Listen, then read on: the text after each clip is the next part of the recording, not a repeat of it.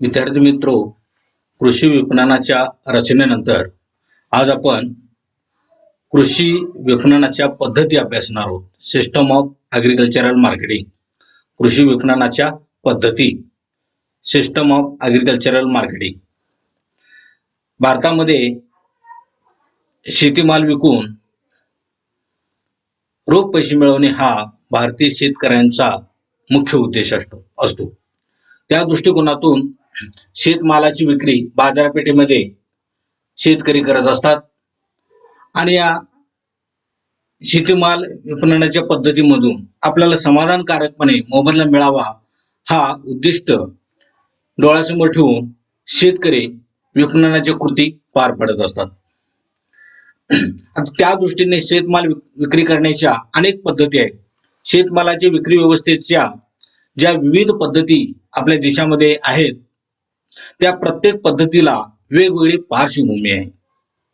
पूर्वीच्या पारंपरिक शेती पद्धतीमध्ये विक्री आणि विनिमयास फारसा वाव नव्हता आणि त्याची फारशी गरजही त्यावेळी नव्हती.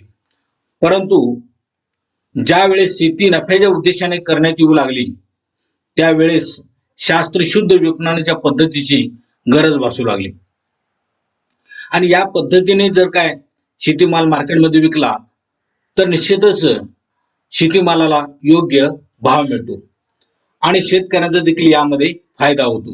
म्हणजे शास्त्रशुद्ध पद्धतीने शेतीमालाची जर विपणन पद्धत आपण अवलंबली तर चांगल्या पद्धतीनं शेतीमाल विकला जाईल आणि शेतीमालाला योग्य भाव देखील मिळेल. म्हणून भारतामध्ये एकंदरीत ज्या विविध प्रकारच्या विपणनाच्या पद्धती वापरल्या जात आहेत त्या विक्री पद्धतींची आपण इथं माहिती घेणार आहोत. त्या विक्री पद्धतींचा इथं आपण अभ्यास करणार आहोत. आता ज्या विविध पद्धती आहेत त्यामधली पहिली पद्धत आहे लिलाव पद्धत. त्याला आपण ॲक्सेंट मेथड असं म्हणतो. लिलाव पद्धत, ॲक्सेंट मेथड. या पद्धतीमध्ये दलाल किंवा आडत्या शेतमाल खरेदी करणाऱ्या व्यापाऱ्यांकडे शेतकऱ्याने विक्रीसाठी आणलेला शेतीमाल खरेदी करण्यासाठी आमंत्रित करतो. त्यानंतर शेतमालाचा लिलाव किंवा बोली बोलली जाते. जो व्यापारी जास्त किंमत देण्यास तयार असेल त्याला शेतमाल विकला जातो. या पद्धतीत व्यापाऱ्यांमध्ये शेतमाल खरेदी करण्यासाठी स्पर्धा असल्यामुळे शेतकऱ्याला आपल्या शेतमालाला चांगला भाव मिळतो. शेतमालाच्या विक्रीमध्ये गुप्तता राहत नाही, त्यामुळे पारदर्शी व्यवहार या ठिकाणी होण्याची शक्यता असते. तर पूर्णपणे पारदर्शकता या ठिकाणी असल्यामुळं व्यापारी वर्ग या ठिकाणी या मालाची खरेदी विक्री करत असताना किंमत पाडून बोलण्याची मात्र शक्यता असते आणि त्यामुळे या पद्धतीमध्ये हा धोका सांगितला जातो. या पद्धतीमध्ये हा धोका सांगितला जातो. तरी देखील लिलाव पद्धत एक चांगली पद्धत म्हणून बोलली जाते. तर या पद्धतीमध्ये शेतकरी आणि व्यापारी समोरासमोर या ठिकाणी आपल्या मालाच्या खरेदी विक्रीचा लिलाव बोलत असतात आणि जी बोली जास्त बोलली जाईल, जी किंमत जास्त सांगितली जाईल ती किंमत या ठिकाणी शेतीमालाला देऊ केली जाते. त्यामुळे यामध्ये शेतकऱ्यांचा फायदा होताना आपल्याला दिसून येतो. नंबर 2 ची पद्धत आहे वाटाघाटीची पद्धत. त्याला नेगोशिएशन प्रोसिजर असं आपण म्हणतो. या पद्धतीनुसार शेतमालाची खरेदी करणारा खरेदीदार किंवा व्यापारी आपल्या सोयीनुसार शेतकऱ्याकडे येतो आणि आपल्याला योग्य वाटणारी किंमत शेतकऱ्याला देऊ करतो. ज्या दिवशी किंमत व्यापाऱ्याने किंवा खरेदीदाराने शेतकऱ्याला देऊ केली असेल तो दिवस संपण्याच्या आत शेतकऱ्याला आपल्या मालाच्या विक्रीचा निर्णय व्यापाऱ्याला द्यावा लागतो. जो व्यापारी आपल्या शेतीमालाला जास्तीत जास्त किंमत देण्यास तयार होईल त्याला शेतकरी आपला माल विकत असताना आपल्याला दिसून येतो.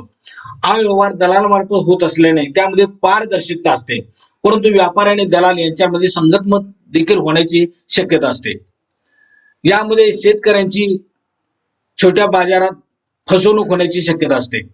त्याचबरोबर यामध्ये शेतीमालाला योग्य भाव देखील या ठिकाणी मिळत असतो. नंबर 3 ची पद्धत आहे ढीग पद्धत. त्याला स्टॉक मेथड असं आपण म्हणतो.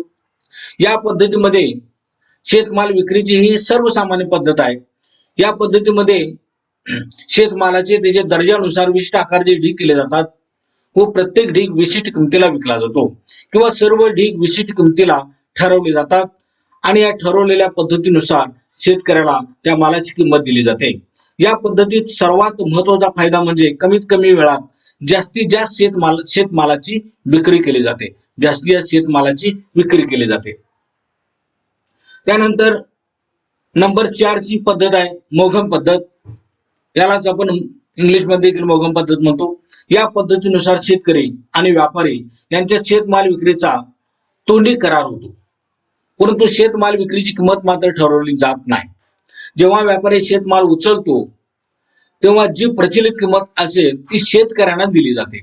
जेव्हा शेतकरी सावकाराकडून कर्ज घेतो किंवा बाजारापासून बऱ्याच अंतरावर राहतो तेव्हा या पद्धतीचा स्वीकार केला जातो. अर्थात या पद्धती देखील शेतकऱ्यांना कमी किंमत मिळण्याची शक्यता असते. शेतकऱ्यांची थोडी फसवणूक होण्याची शक्यता असते. तरी देखील आज सुद्धा या पद्धतीचा बाजारपेठेमध्ये मोठ्या प्रमाणात वापर होताना आपल्याला दिसून येतो. नंबर 5 ची पद्धत आहे नमुना पद्धत. त्याला आपण सॅम्पल मेथड असं म्हणतो. या पद्धतीनुसार कापूस, मिरची, तंबाखू आणि अन्नधान्य इत्यादी ठराविक शेती उत्पादनाच्या मालाची विक्री नमुना पद्धतीने केली जाते. या पद्धतीमध्ये सर्वच्या सर्व शेतीमाल खरेदीदाराला न दाखवता त्यातील थोडा माल शेतमाल नमुना म्हणून घेतला जातो व तो खरेदीदार किंवा व्यापाऱ्याला दाखवला जातो. त्या नमुन्याच्या आधारे शेतीमालाची किंमत ठरत असते. त्यामध्ये नमुन्यानुसार बाकीचा शेतमाल असावा अशी अपेक्षा व्यापाऱ्याकडून केली जाते. मात्र बऱ्याच वेळा माल पाठवत असताना शेतकरी नमुन्यानुसार माल पाठवत नाही आणि त्यामुळे व्यापारी आणि शेतकरी यांच्यामध्ये वाद होण्याची सुद्धा शक्यता असते.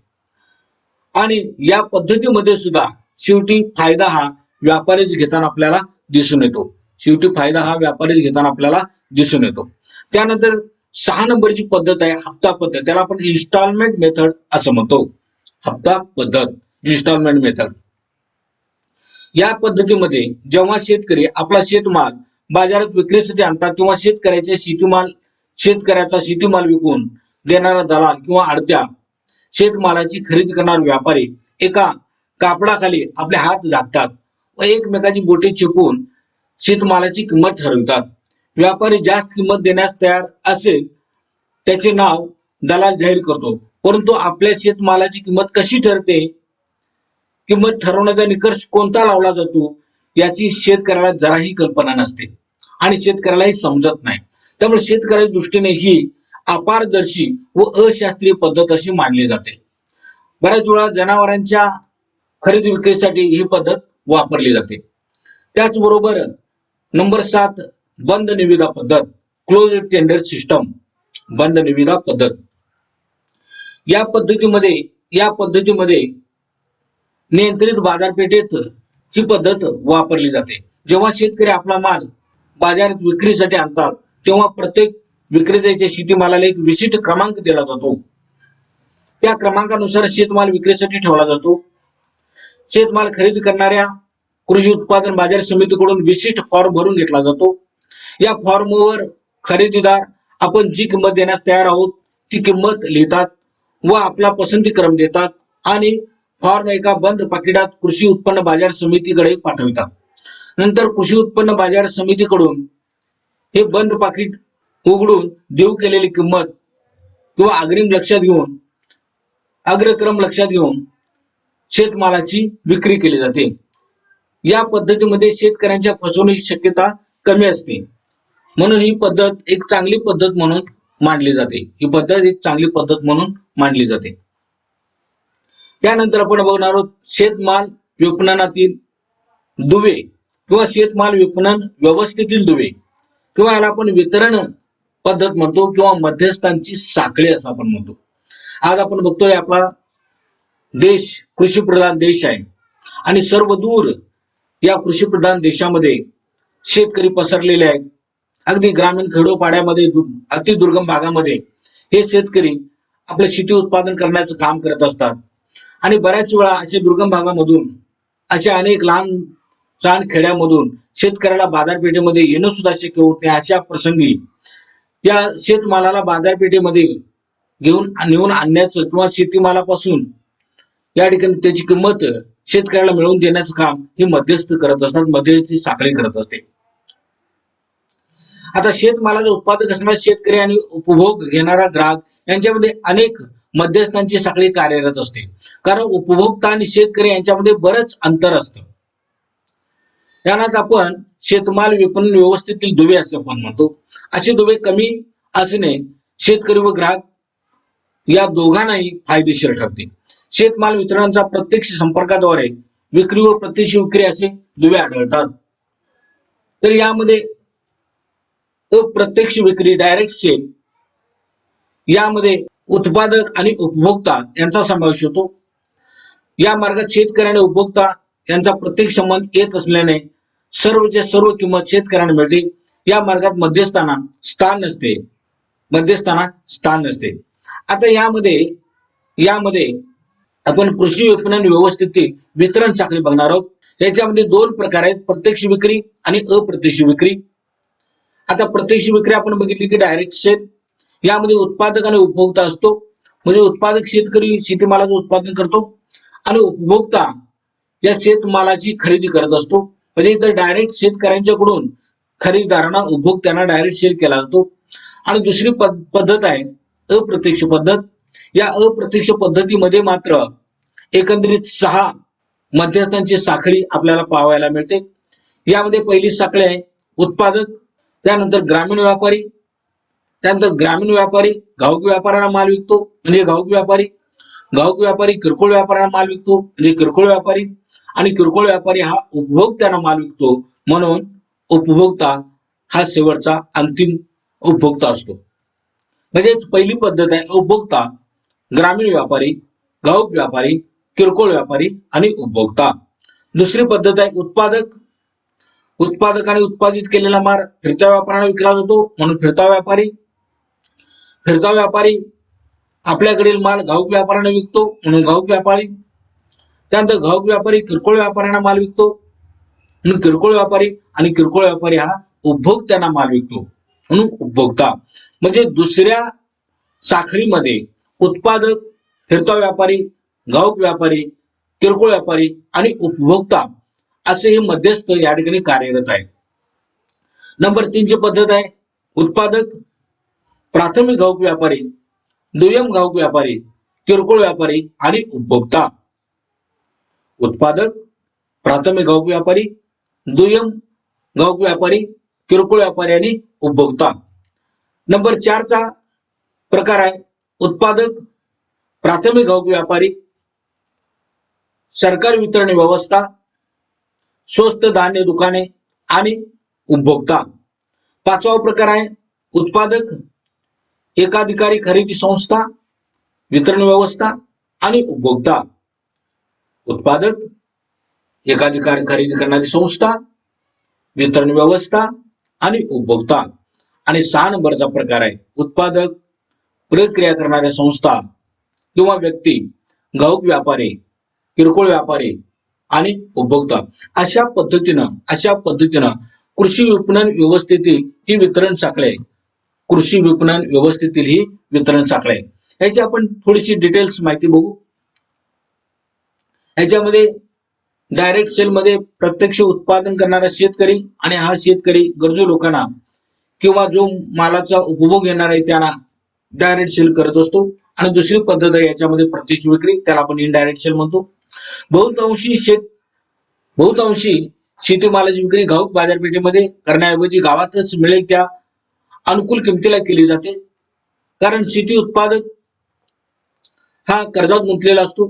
तो त्वरित माल विकून पैसे प्राप्त करण्याच्या मनस्थितीमध्ये असतो, घाईमध्ये असतो. दळणवळणाची सुविधा अभाव आणि नियमित बाजारपेठेचा अभाव इत्यादीमुळे शेतीमाल ग्रामीण भागातील व्यापाऱ्यांना विक्री केला जातो. तसेच व्यापारी गावागावामध्ये फिरून तुलनात्मक दृष्ट्या कमी किमतीला शेतमाल शेतकऱ्यांच्याकडून खरेदी करतात. अप्रत्यक्ष विक्रीमध्ये अनेक मध्यस्थांचा वापर करून शेतमालाचे वितरण केले जाते. शेतमालाचा उत्पादक, शेतकरी आणि उपभोक्ता यांच्या दरम्यान मध्यस्थांची बरीच मोठी साखळी याच्यामध्ये आपल्याला आढळून येते. या प्रत्येक वितरण साखळीमधील मध्यस्थ कमिशन घेत असतो.